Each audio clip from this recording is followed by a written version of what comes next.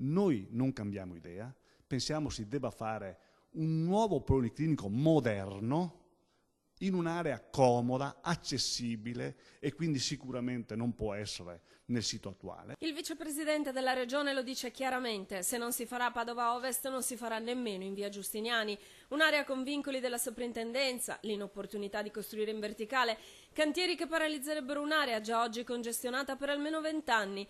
In 180 pagine i tecnici della regione hanno già detto no alla proposta del sindaco Bitonci, ma adesso tocca a lui e alla sua amministrazione, alla delibera che dovrà approntare, considerando che la stessa cubatura del nuovo, se costruita sull'esistente, costerebbe 350 milioni in più, cioè costerebbe quasi il 40% in più di quello che costerebbe un nuovo ospedale in un'area comoda, accessibile, larga, con parcheggi, verde. Già presidente della provincia, il sottosegretario Degani recupera un'ipotesi per nulla peregrina, quella dell'ospedale ai Colli di Brusegana, area di proprietà pubblica che ha già destinazione sociosanitaria.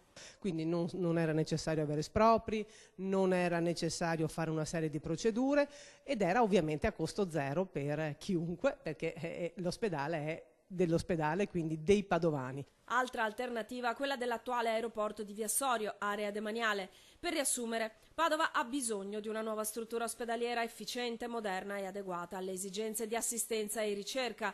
Non si farà a Padova Ovest, non si farà dove è ora. Quindi, come suggerisce anche il rettore dell'Università Zaccaria, si tratta di capire se si resterà o no entro i confini di Padova città. Un interessamento dei comuni della cintura non è affatto escluso. Se il sindaco boccia l'accordo con la regione senza dare soluzioni di respiro opportune, allora se ne assume la responsabilità e la regione prenderà velocemente le opportune decisioni.